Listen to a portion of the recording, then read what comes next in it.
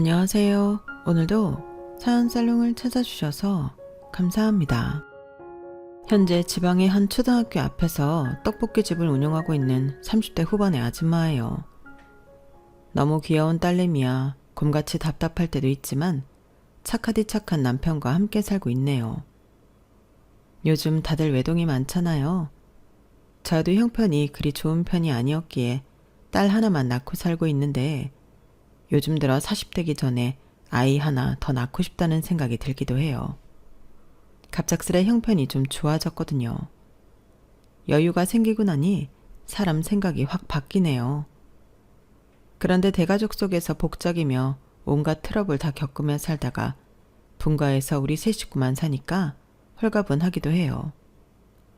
시댁이 대가족이었는데 딱 20살에 결혼해서 합가가 당연한 줄 알고 살았었거든요. 지금 제 나이에 결혼했다면 아무리 시궁창에 살아도 남편과 단둘이 분가해서 살았을 거예요. 합가는 진짜 지옥 속에 사는 거나 다름없었거든요. 제가 왜 이렇게까지 시댁에 대해 안 좋게 이야기하는지는 끝까지 들어보시면 이해하실 거예요. 답답했던 제 심정을 말이죠. 어둠의 터널을 지나 현재 광명을 찾았어요. 그렇게 고통스러웠다면 원인 제공을 한 시댁과 연을 끊고 사는 게 어떠냐고요? 중간에 시모와 연을 끊고 살던 시절도 있었어요. 저희 딸내미가 태어나던 시점부터였던 것 같아요. 그때 에피소드를 생각하면 진짜 시모를 고소라도 하고 싶다니까요.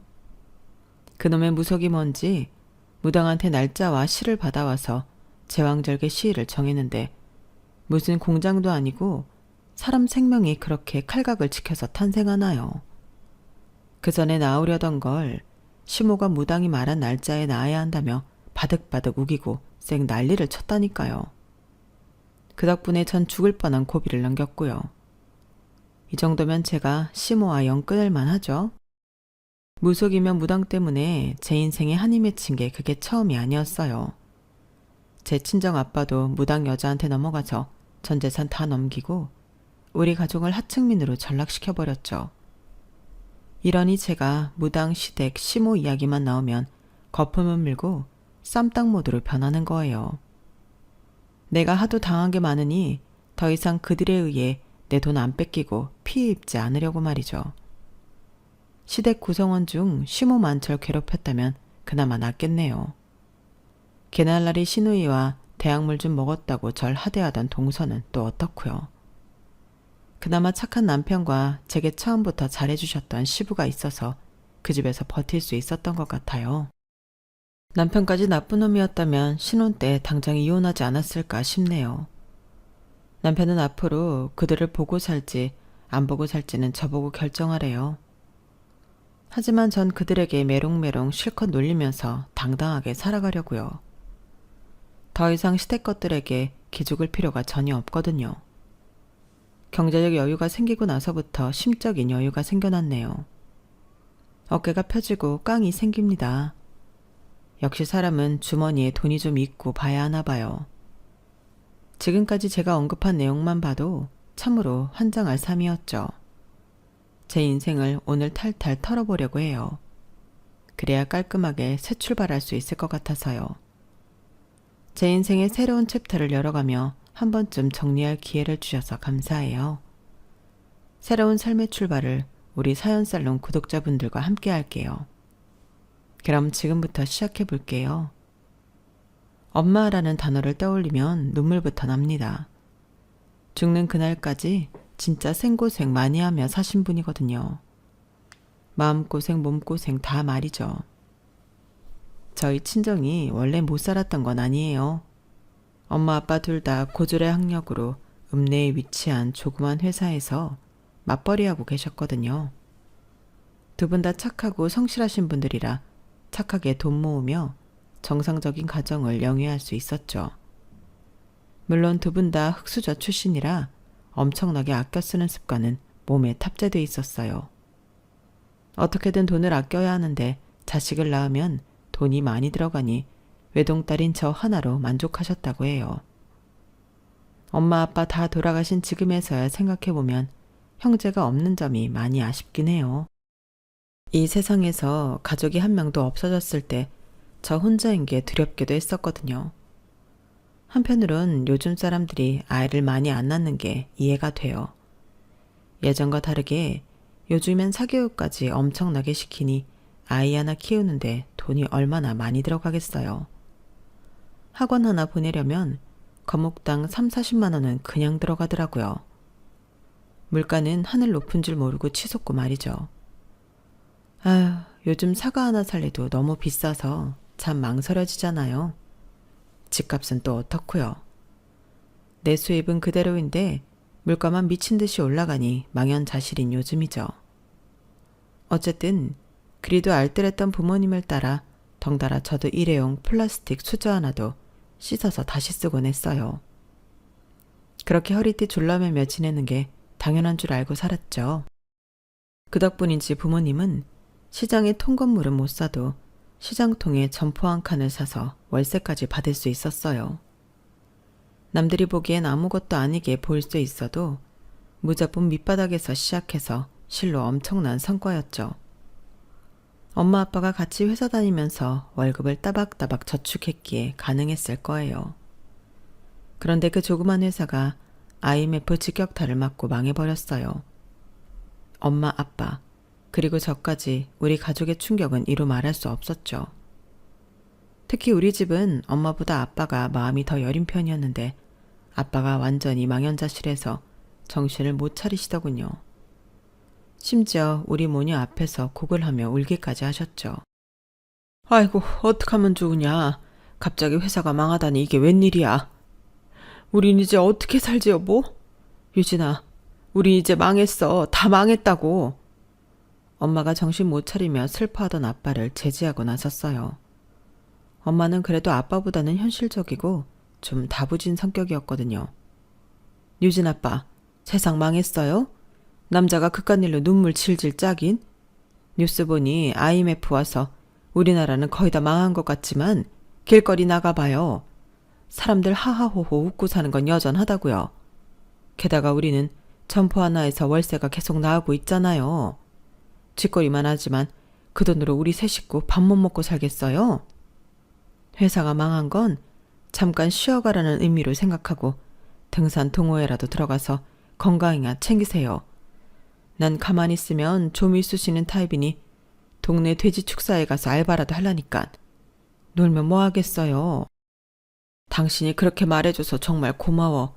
그래, 일단 등산 동호회 들어서 사람들하고 같이 산 타면서 내 마음 좀 추스리고 나도 일 구해볼게. 이 모든 게 다 엄마의 권유로부터 시작된 거였어요. 잠깐 마음을 다잡기 위해 등산 동호회에 가입했던 아빠의 선택이 우리 가족을 야금야금 파멸로 이끌 줄은 꿈에도 몰랐어요. 가랑비에 옷 젖듯이 우리 가족의 돈은 점점 없어지게 되었죠. 그 이유는 바로 아빠 등산 동호회의 이혼녀 무당 때문이었어요. 엄마는 돼지 축사에서 열심히 알바하시느라 이 상황을 잘 모르고 계셨어요. 오히려 집에 있는 시간이 많았던 제가 더 잘 파악하고 있었죠. 어느 날부터인가 아빠는 등산하러 나가는데 패션에 엄청나게 신경을 쓰고 심지어 향수까지 뿌리시더군요. 방바닥에 신문지를 깔고 전신거울 앞에서 등산화를 여러 개 신어보며 어떤 게 잘 어울리는지 제게 묻기도 했어요. 유진아, 아빠 좀 젊어 보이니? 어때? 네가 신세대니까 아빠를 객관적으로 한번 평가해봐. 아참, 유진이 방에 있는 캡모자 아빠가 좀 빌려 쓰고 나갈게. 맨 처음엔 그저 아빠가 갑자기 자기 관리를 잘 하시나 보다 라고만 생각했어요. 그런데 점점 뭔가 수상쩍더라고요. 급기야 엄마 아빠가 함께 피땀 흘려 모았던 재산이 줄어들기 시작했어요. 엄마도 이 사실을 알아채고는 그때부터 전쟁이 시작되었죠. 당신 이리 좀 앉아봐요. 요즘 주말마다 무슨 여행을 이리 많이 다니는 거예요? 등산 동호회 멤버 전부가 매주 주말마다 단체 여행을 다니는 거냐고요.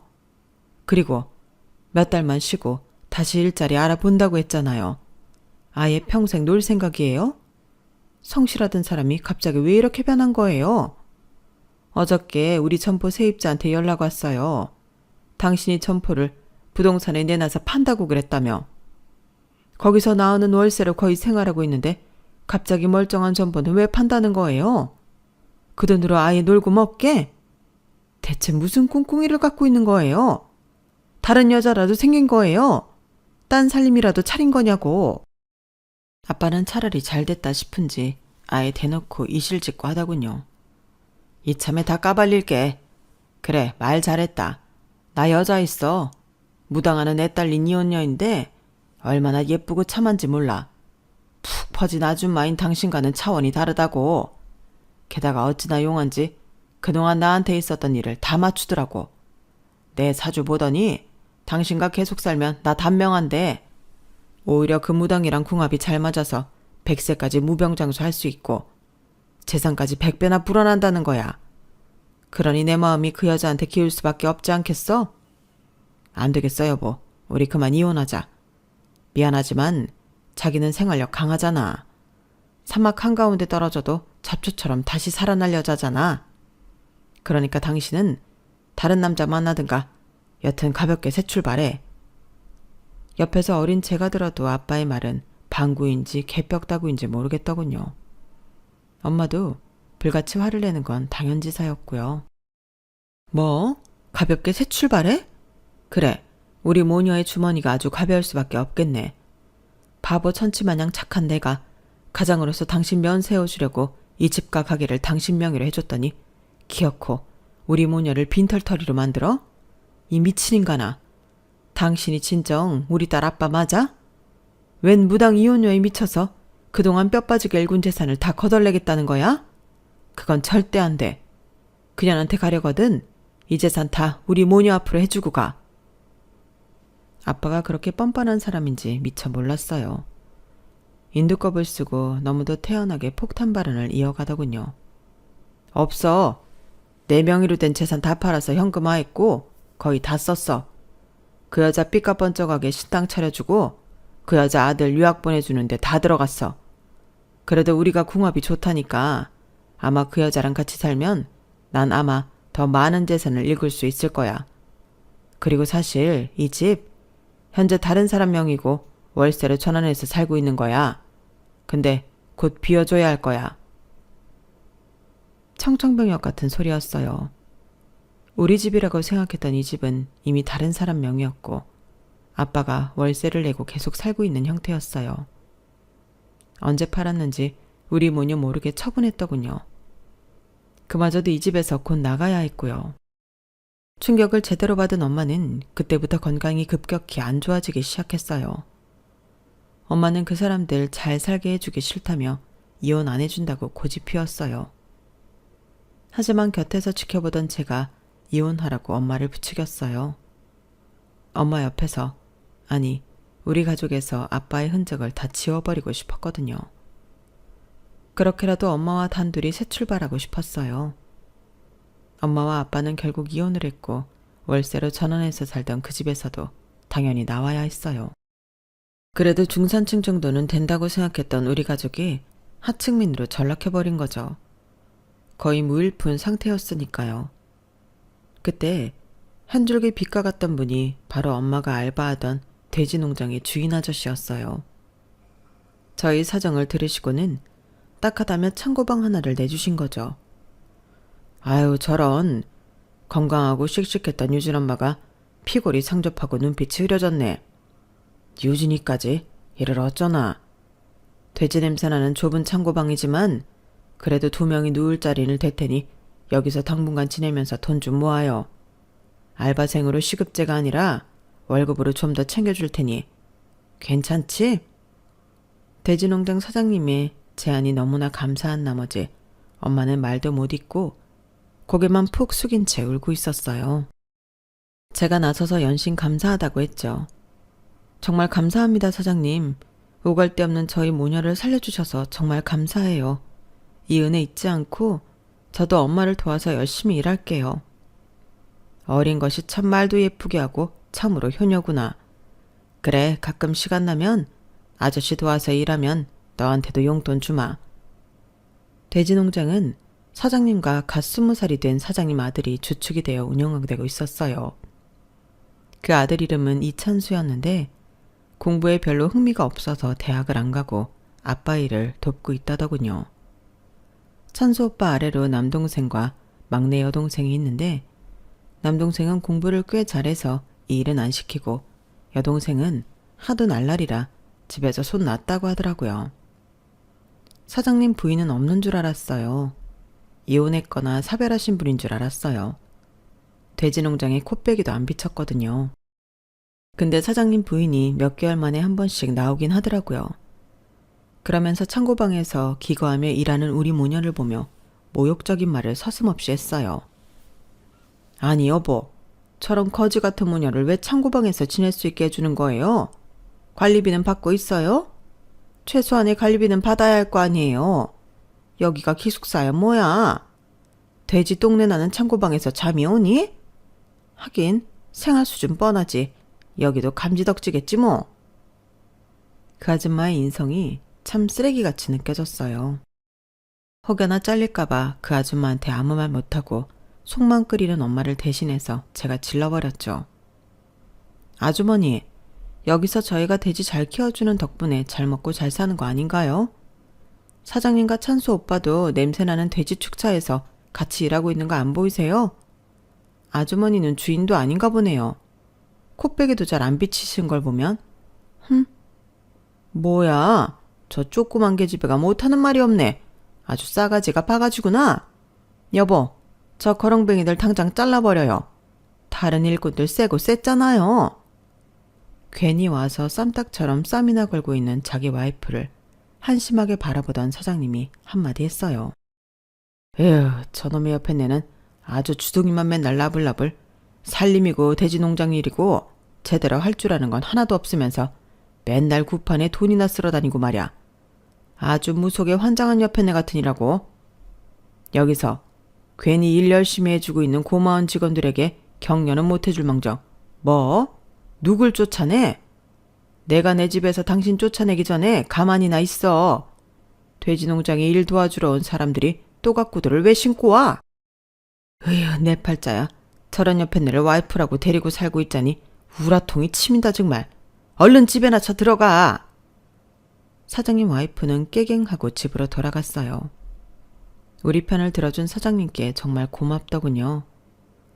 사장님은 언제나 물심양면으로 우리 모녀를 도와주는 분이었어요. 몇 년이 흐르고 축사 생활에 완전히 익숙해질 때쯤 제 삶에 고비가 연달아 닥쳐왔어요. 학교에서 돌아와 엄마 일을 돕고 있는데 우리 가족에 대해 속속들이 알고 있는 마을 이장님이 달려오시더군요. 유진 엄마, 유진아, 아이고 일을 어쩐다냐? 듣자 아니 네 아빠가 3살림 차린 그 여자랑 서울로 차 타고 나가다가 고속도로에서 트럭에 받쳐 그 자리에서 아작나고 말았단다. 아주 그냥 뼈까지 갈렸나 봐. 일을 어쩌냐 어째. 그 소식을 듣고는 엄청나게 놀라긴 했지만 미친 듯이 슬프진 않았어요. 차분하게 이장님께 되물었어요. 그래서요 이장님, 우리 아빠 돌아가신 거예요? 아이고 그래. 그 자리에서 차에 탄 사람 다 죽었단다. 왜 그 여자가 아들도 하나 있다고 했잖냐? 그 셋이 싹 다 죽어버렸대. 전 눈물이 안 났지만 엄마는 어깨를 들썩이며 흐느끼더군요. 유진 아빠, 결국 몇 년 만에 이렇게 될 걸. 내 옆에 있지. 왜 험한 곳에 가서 험한 꼴을 당해 왜? 전 충격을 받은 엄마를 다독이며 위로해드렸어요. 엄마, 이제 아빠는 더 이상 우리 가족 아니라고 그렇게 여기며 살자고 했었잖아요. 너무 슬퍼 말아요. 내 곁에 엄마만 있으면 돼. 다 필요 없어. 그게 제 진심이었어요. 전 아빠 장례식장에도 가지 않았어요. 사진으로도 그 얼굴을 마주하고 싶지 않았거든요. 엄마만이 유일한 내 가족이라고 여기며 살았어요. 그런데 몇 개월 후 유일한 내 핏줄인 엄마마저 저 세상으로 떠나보내야만 했어요. 자꾸 허리와 배가 많이 아프다던 엄마가 건강검진을 해봤는데 췌장암 진단을 받았어요. 그것도 말기에 가까웠기에 손쓸 방법이 거의 없었죠. 어쩐지 몇 개월간 엄마가 살이 급속도로 빠지더라고요. 그 소식을 듣고는 저도 하늘이 무너질 듯 싶었지만 축사에서 함께 일하던 사장님과 찬수 오빠도 함께 슬퍼해졌어요. 아유, 유진 엄마. 이제 유진이랑 행복할 일만 남았는데 유진이 20살 되는 해에 이게 무슨 일이고. 내 탓도 크네. 사장인 내가 유진 엄마가 골골댈 때 바로 큰 병원을 가보게 했어야 했는데 괜히 일만 시켜서 사람을 사지로 몰아넣었어. 정말 미안하네. 이 일을 어찌할꼬. 그래도 사람 목숨이 질긴 법이니 내가 최선을 다해 유진 엄마 살릴 방법 찾을 테니까 아무 걱정 말고 치료나 잘 받아요. 감사하게도 사장님은 엄마의 치료비 전액을 다 대주셨어요. 전 고등학교도 졸업했으니 24시간을 엄마의 간병에 힘을 쏟을 수 있었고요. 하지만 모두의 정성이 무색하게도 엄마의 병색은 급속도로 악화됐고 거의 임종을 앞두고 있었어요. 엄마와의 하루하루가 너무 소중하고 시간이 흐르는 게 진짜 아까웠어요. 엄마와 단 몇 주만이라도 함께하고 싶은 게 제 소원이었죠. 엄마는 본인의 삶이 거의 다 된 걸 감지했는지 저와 사장님을 옆에 두고 마지막 말을 남겼어요. 사장님, 죽어서도 이 은혜 잊지 않겠습니다. 그런데 저승 가기 전에 마지막 소원이 하나 있어요. 우리 유진이를 아버지처럼 돌봐주시면 감사하겠습니다. 착하고 불쌍한 아이예요. 이제 다 커서 성인이 되긴 했지만 시집가기 전만이라도 축사에 살면서 일할 수 있게 해주세요. 돈이 없으니 다른데 어디 갈 수도 없을 거예요. 부탁드립니다. 아유, 유진 엄마, 그건 걱정 말게나. 내가 유진이 끝까지 책임질 테니 아무런 근심 걱정 없이 평화롭게 천국에 가도 돼. 사람은 누구나 다 죽는 법이니 너무 슬퍼할 것도 없어. 먼저 가서 조금만 기다려. 우리 모두 다 죽어서 천국에 가서 만납시다. 에휴, 불쌍한 사람 같으니라고. 엄마는 며칠 후 돌아가셨어요. 사장님과 찬수 오빠가 마치 가족 장례식을 치르듯이 하나부터 10까지 다 챙겨주셨어요. 진짜 내 가족 같았죠? 정말 감사했어요. 장례식 후 사장님은 제게 축사에 남아서 일을 해도 되고 다른 사무직에 하고 싶으면 취업을 알아봐도 좋다고 하셨어요. 취업 준비를 한다면 축사 일을 굳이 안 해도 엄마가 받았던 월급을 그대로 제게 주시겠다면서 말이죠. 전 몇 년간 지켜본 일이 돼지농장 일이었기에 그냥 이곳에 남겠다고 했어요. 고졸로 취업할 수 있는 곳이 없진 않았지만 이곳에 남고 싶은 이유가 있었거든요. 이유는 바로 찬수 오빠였어요. 군대를 다녀온 찬수 오빠는 본격적으로 돼지 축사 일을 했어요. 사장님보다 축사 일에 더 적극적으로 관여해서 사업을 확장하기도 했죠. 착하기도 하고 성실한 그 모습에 어릴 적부터 오빠를 좋아하고 있었던 것 같아요. 오빠는 20대 중반이 되도록 여자친구 한번 안 사귀어 보고 묵묵히 일만 하더군요. 절 여동생처럼 대하면서 말이죠. 20살이 된 저를 여자로 보지 않는 찬수 오빠에게 짜증이 나서 제가 적극적으로 나서야겠다고 다짐했어요. 마침 빼빼로데이가 와서 커다란 빼빼로를 하나 사서 오빠에게 줬어요. 이게 뭐야? 이렇게 큰 빼빼로도 있어? 와, 신기하다. 나 이거 먹어도 돼? 정말 맛있네. 뭐야? 빼빼로 맛있다로 끝나는 거야? 내가 오빠한테 이걸 왜 준 것 같아? 오늘이 무슨 날인 줄이나 알아? 어이? 그냥 과자 먹는 날 아니야? 무슨 날이지? 혹시 유진이 생일이니? 내 생일도 아니고. 뭐지? 아유, 이 답답아.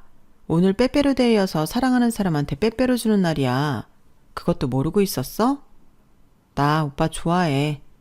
아니, 사랑하는지도 모르겠어. 아주 오래전부터 말이야. 그러니까 나 책임져. 사랑? 책임지라고? 어떻게? 당황한 오빠는 얼굴이 홍당무가 되어 말을 더듬기 시작했어요. 오빠를 좋아하는 마음에 그 모습마저 귀여워 보이더군요.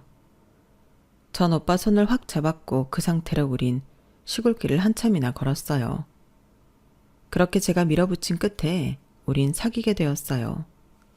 찬수 오빠가 절 진짜 좋아해서 사귀었는지 아닌지는 잘 모르겠지만 책임감 강하고 착한 찬수 오빠는 저에게 정말 잘해주었어요. 처음 만난 순간부터 정말 친절한 남자였지만 내 남친이 되고부터는 진짜 공주님 대접을 해주었죠. 우린 시골 여기저기에서 남몰래 손잡고 뽀뽀하며 연애를 했어요. 남친 아빠, 즉 축사 사장님한테도 우리 사이를 공개하지 않았어요. 둘 다 연애를 해본 적도 없기에 뭔가 쑥스러웠거든요. 그런데 모두들 퇴근한 줄 알고 불 꺼진 축사에서 뽀뽀를 하다가 그만 사장님께 딱 걸리고 말았네요. 사장님이 저희를 불렀어요. 혹시라도 불호령이 떨어질까봐 조마조마한 마음을 가지고 죄인처럼 고개를 숙이고 있었죠. 너희 연애하냐? 진작 말하지 그랬니? 참 좋을 때다. 근데 너희 연애만 할 거니? 좋은 시절 뭐하러 연애만 하니? 시간 아깝게. 그러지 말고 이참에 결혼까지 해버리는 게 어떻겠니? 이때가 남친과 연애한 지 몇 개월 안 됐을 때인데 남친 아빠가 결혼 이야기를 꺼내자 좀 놀라웠어요. 하지만 살면서 그만큼 반가운 이야기가 없었던 것 같아요. 저도 모르게 속마음이 바로 튀어나왔죠. 네, 저 할래요. 찬수 오빠랑 결혼 허락해 주신다면 하고 싶어요. 저의 멘트 이후로 우리 결혼은 정말로 급속도로 진행되었어요. 엄마 아빠 다 잃고 다시금 가정을 꾸리고 가족 구성원이 되고 싶다는 저의 열망도 한몫했던 것 같아요. 번갯불에 콩 구워 먹듯이 결혼식을 올리게 되었고 20대 철 모르는 나이였기에 시댁에서 함께 사는 걸 당연하다고 생각했어요. 시부와 남편을 제외한 시댁 식구들이 절 탐탁치 않아 한다는 건 알고 있었지만 저만 열심히 살면 모든 게 해결될 거라 믿었죠. 하지만 아무리 제가 열과 성을 다해도 절 싫어하는 시댁 족속들의 마음은 바뀌질 않더군요. 그때부터 고난의 행군이 시작되었어요. 다 쓰러져가는 시골집이긴 했어도 쪽방을 5개나 뚫어놨더라고요. 시댁 식구들이 대식구였기 때문에 방 5개가 필요하긴 했어요. 일단 시할머니가 85세였는데 중풍으로 쓰러져 누워 계셨어요. 신혼 초부터 저의 하루 일과는 시할머니 똥오줌 치우는 것부터 시작했어요. 시모와 간병인이 하던 걸 제가 시집오니 저에게 다 시키더라고요. 지독한 시모는 그 외에도 모든 집안일들을 제게 떠넘겼어요. 정말 미치고 팔짝 뛸 노릇이었죠. 제가 코뿔소였다면 넷불로 시모를 들이받아버리고 싶은 마음이 굴뚝 같았어요. 현실은 말로만 들이받을 수밖에 없었죠. 어머님, 또 무당 만나러 가시는 거예요? 뭔 놈의 굿을 매달하시는 건가요? 아버님한테 또 혼나시려고 그러세요? 사주팔자 맹신하지 마시고 그냥 주어진 삶 열심히 살면 되는 거 아닌가요? 저한테 집안일이며 할머님 간병일 다 맡기지 마시고 제발 도와달라고 했죠. 시모도 누구한테 질 성격이 아니었어요. 너 식모로 들어온 거 맞아? 그럼 거지 고하나 다름없는 널 뭐하러 며느리로 들였겠냐? 내가 무당을 만나든 구슬하든 상관하지 마라. 이 세상 만사는 다 하늘이 점지해주는 거니까. 시모만 이렇게 미친 인간이었으면 제가 말을 안 하게요. 신위는 한마디로 진짜 더러운 여자였어요. 어찌나 자기 방 청소를 안 하던지 시모가 시켜서 신우이 방 청소를 하러 들어가면 쾌쾌한 냄새부터 시작해 받아들일 틈이 없었죠. 심지어 피 묻은 생리대가 붙어있는 팬티와 바지까지 그대로 허물벗듯이 벗어놓는 여자였어요. 그래놓고 본인은 향수까지 뿌리고 야한 옷 입고 맨날 유흥을 즐기러 나가더군요. 택시 불러서 최대한 시내까지 나가서 말이죠. 그러니 연년생으로 내리 애 셋을 낳아오더군요. 처음엔 모두를 너무 놀라 집안이 발칵 뒤집어졌지만 둘째, 셋째를 낳을 때는 다들 포기 상태였어요. 아니 아가씨, 대체 아기 아빠는 어딨어요? 남친이 있고 임신 상태였으면 얘기를 하셔야죠. 우린 아가씨가 단순히 살이 찐 줄 알았지 임신한 줄은 까맣게 다 모르고 있었잖아요.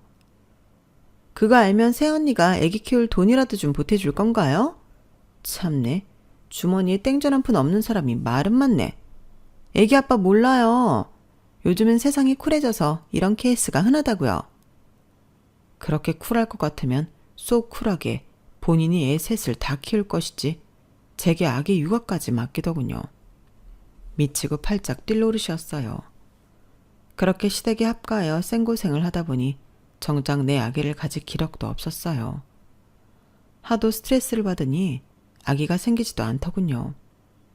남편과 시부가 잘 챙겨주긴 했지만 점 39kg까지 살이 빠지는 등 약해져만 갔어요. 그러다 아주 어렵게 결혼한 지 몇 년 만에 아기가 생겼죠.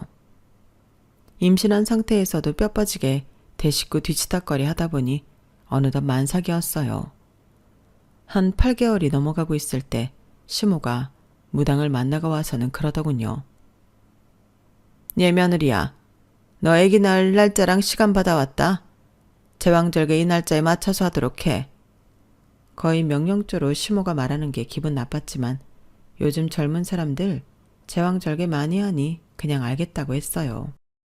그런데 출산이라는 게 참 쉽지 않더군요. 시모가 말한 날짜 2주 전에 갑자기 진통이 왔어요. 그러더니 한 번도 보지 못한 선홍빛의 물이 줄줄 터져나오더군요. 바로 양수가 터진 거였어요. 저와 남편은 너무 놀라서 119를 부르고 병원 갈 채비를 재빨리 하고 있었어요. 갑자기 시모가 방에 들어와서는 난리 부르스를 하더군요. 어딜 가냐? 안 된다. 양수가 터지든 애기 머리가 나오든 무조건 막아. 아주 용한 무당이 그 날짜에 애기가 이 세상에 나와야 나중에 돈 많이 버는 사람이 된다고 했다. 지금 병원에 가면 절대 안 돼. 어머님 미쳤어요? 돈 많이 버는 사람이 되기 전에 일단 애기가 태어나고 봐야 할 거 아니에요. 우리 애기 죽게 만들 작정이에요? 어서 비키세요. 남편과 시부까지 나서서 시모를 제지하고 나섰어요. 엄마, 물러서세요. 양수까지 터진 마당에 우리 아기 죽어요. 구급차를 타고 병원에 가서 위험할 뻔한 고비를 몇 번 넘기고 다행히 예쁜 딸내미를 낳았어요. 목숨을 걸고 아기를 낳았던 일련의 과정들을 거치면서 친정엄마가 미치도록 그리웠어요. 우리 엄마도 이렇게 날 힘들게 낳고 돌봐줬을 생각을 하니 고맙기도 하고 너무 보고 싶었죠. 며칠에 걸쳐 그렇게 서럽게 운 산모는 아마 저뿐이었을 거예요. 그러면서 양수까지 터졌는데 애를 다시 들이밀라고 하면서 출산을 못하게 막아선 시모가 악마같이 느껴지더군요. 날 딸처럼 대해주는 시부 빼고는 시댁 식구들 전부가 진절머리 나게 끔찍했어요. 다시는 꼴도 보기 싫었죠. 남편에게 선언했어요. 나 그 거지 소굴 같은 시댁으로 다시 들어가고 싶지 않아. 우리 읍내 초등학교 앞에서 떡볶이 장사라도 하면서 따로 분가해서 삽시다. 시댁 식구들 얼굴도 보기 싫고 더럽고 치사한 노예 노릇도 더 이상 하기 싫어. 더군다나 우리 딸내미까지 그 소굴에서 키우긴 죽기보다 싫어. 내 제안이 싫으면 나 혼자 이 아이 키우며 살 거야. 나랑 이혼해도 좋아. 갑자기 이혼? 그게 무슨 소리야. 알았어. 나도 당신이 우리 가족들한테 희생당한 거 충분히 알고 있어. 당신은 며느리로서 할 몫 다 했어. 당신 뜻대로 합시다. 난 당신과 우리 딸만 있으면 돼. 그렇게 아기를 낳음과 동시에 우리는 분가했어요. 그리고 시댁과 연을 끊었어요. 제 뜻대로 초등학교와 중학교가 있는 곳에서 떡볶이 가게를 하며 생계를 유지했어요. 다행히 장사가 잘 되어 월세에서 전세로 집도 옮길 수 있게 되었어요. 한 5년 만에 말이죠. 그 5년 동안 시댁에서 오는 모든 연락은 다 씹었어요. 시부한테 오는 연락까지 받지 않았어요. 시부한테는 너무 죄송했지만 시부 입을 통해 시댁 이야기를 간접적으로 듣는 것조차 싫었거든요. 시댁과 연을 끄는 그 5년이 너무 자유롭고 평화롭게 느껴졌어요. 아침부터 저녁까지 아이를 돌보며 일을 병행해도 힘든 거 하나도 모르겠고 인생의 꿀맛처럼 느껴지더군요. 사람한테 스트레스 안 받는 게 이토록 중요한지 몰랐네요. 그렇게 시댁을 잊고 살고 있는데 시부가 떡볶이 가게로 찾아왔어요. 그리고는 봉투를 하나 내밀면서 눈물까지 비쳤어요. 이 아이가 우리 손녀니? 이름이 뭐니? 너무 예쁘구나. 유진아, 네가 내 전화 그동안 안 받은 거 다 이해한다. 그런데 지난 5년간 우리 집에 많은 일이 벌어졌어. 중풍으로 누워있던 우리 어머니는 돌아가셨고 애 셋 낳고 말썽 부리던 네 시누이는 애들 데리고 집을 나가버렸어. 네 시애미도 무당집에 가는 일을 좀 줄인 것 같아. 내가 하도 뭐라 하니깐 말이야. 서울서 대학 다니던 네 시동생이 취업해서 결혼한다고 여자를 데려왔더구나. 네 동서들 아가씨가 우리 집안 내막을 잘 모르니 큰형 내외인 너희 부부가 이제 다시 왕래도 하며 이번 결혼식에 좀 와주면 어떨까 하고 찾아왔다. 그동안 돈 벌고 아기 키우느라 참 힘들었지? 얼마 안 되지만 이 돈으로 우리 손녀딸 예쁘게 키우는데 보태 쓰도록 해. 어쨌든 시애비로서 참으로 면목이 없구나, 유진아. 봉투든 뭐든 시부가 울면서 말하니 저도 눈물이 펑펑 쏟아졌어요. 아버님, 그동안 연락도 안 드리고 저도 참 죄송했어요. 저한테 친아버지 이상으로 잘해주신 분인데 은혜를 모르고 살았네요. 아버님 말씀대로 할게요. 앞으로 우리 찬이 크는 것도 보여드리고 할게요. 시댁 식구들에 대한 앙금이 사라진 건 아니었지만 애기 엄마가 된 저는 더 이상 예전에 연약했던 서유진이 아니었어요. 시댁 식구들을 상대할 수 있다고 믿었어요. 스트레스 받지 않을 자신이 있었죠. 물론 저의 오판이었지만 말이죠. 그래도 좀 괜찮은 여자가 동서로 들어왔다길래 안심하고 있었어요. 저도 형님으로서 잘해주려고 생각하고 있었죠. 그런데 어쩜 그렇게 부창부수인지 싸가지 없던 시동생과 똑같더군요. 시동생은 대학물 좀 먹었다고 저와 자기 형인 내 남편을 무시하기 일쑤였거든요. 동서도 마찬가지였어요. 형님, 돈 아끼려고 애 학원도 제대로 안 보내시는 거예요? 요즘 영어 유치원은 기본인 세상인데. 본인 부부가 대학도 안 나오고 무식하면 아이라도 제대로 가르쳐서 신분 상승하게 해야지. 아이까지 천민으로 계속 살게 할 건가요? 뭐야? 대학 나온 게 대수야? 동서 보니까 대학도 다 필요 없는 것 같네. 그렇게 무식하게 떠들어대는 거 보면. TV 보니까 예의는 지능 문제라고 하더라. 형님이 나한테까지 그렇게 싸가지 없게 말하는 걸 보니 동서 지능은 그렇게 좋지 않았나 봐? 제 말에 동서는 분해서 이를 바득바득 갈더군요. 동서와 시동생은 결혼 초기부터 우리 부부와는 상극이었어요. 그때마다 그나마 시부가 저희 부부 편을 들어주었어요. 역시 시댁 식구들 중 믿을 존재는 시부뿐이었죠. 그런 시부가 너무 마음 아프게도 위안 판정을 받았어요. 그동안 시부도 돼지 축사일만 하느라 본인 건강을 돌보지 못했던 거죠. 전 친정엄마를 암으로 잃었던지라 시부까지 암으로 떠나보낼까봐 마음이 조마조마하더군요. 시부가 수술을 한다기에 일을 하는 제가 할 수 있는 건 수술비를 보태는 것밖에 없었어요. 일단 돈 500만 원을 시모 계좌로 붙였어요. 그러고도 마음이 안 놓이더군요.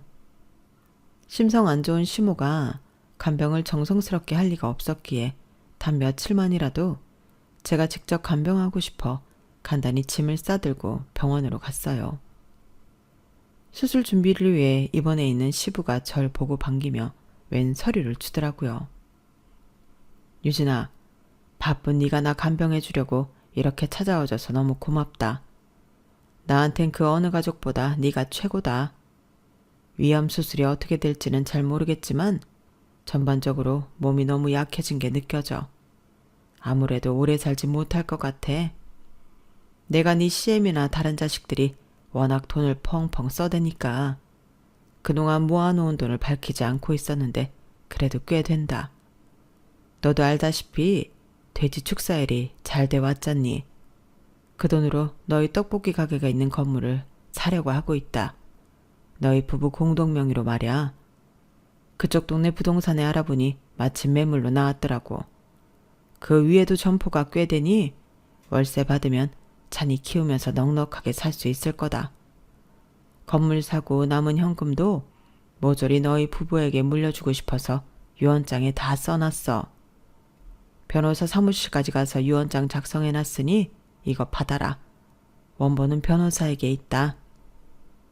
시부가 건네준 유언장 내용을 보고는 눈물부터 터져 나왔어요.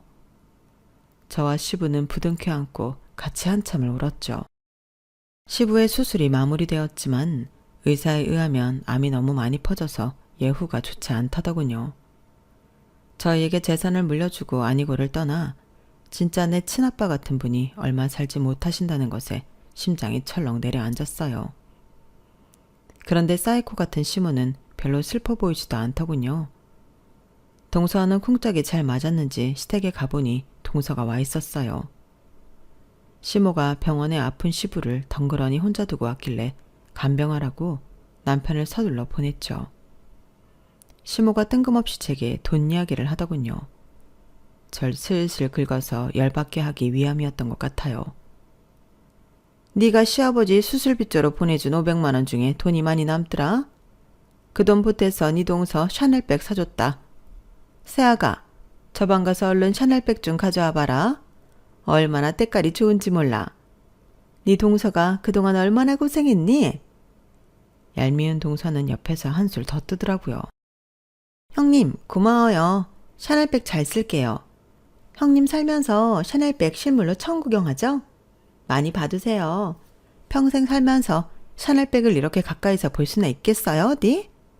하긴 떡볶이 장사하면서 명품 백이 필요할 일도 없겠네요. 전 시장통에서 산 3,000원짜리 제 가방 안에 마침 아버님이 주신 유언장이 있어서 그들에게 꺼내서 보여주며 얘기했어요. 그깟 샤넬백? 잘 샀네. 이제 몇십억 부자인 나한테 몇백짜리 백은 더 이상 의미가 없지. 자, 어머님 동서, 이것 보세요. 아버님께서 미리 작성하신 유언장이에요. 저희 부부가 현재 떡볶이 가게 운영하고 있는 그 건물, 저희 부부 공동명의로 사주신다네요. 그리고 남은 현금도 모조리 우리 앞으로 주신다고 하고요. 아버님께서 저희 부부만 진짜 자식이며 가족이라고 여기고 계시더라고요. 유언장 내용 참 아름답죠? 시모와 동서는 난리가 났어요. 어머 형님, 몇십억짜리 그 건물을 왜 형님네 앞으로만 사줘요? 우리는요? 우리 서울 집값 비싸서 미치겠는데 우리 부부한테는 한 푼도 안 주신다고요? 그게 말이 되나요? 이 유언장 가짜죠? 맞죠? 동서는 현실을 부정하려 들었어요. 시모도 옆에서 난리치긴 마찬가지였죠. 지금까지 몇십 년간 같이 산 마누라한테는 한 푼도 안 준다고? 아니 그게 말이 돼? 내 돈, 내 돈! 전 유언장을 다시 3,000원짜리 내 가방에 고이 넣고는 정중히 인사하고 집으로 돌아왔어요.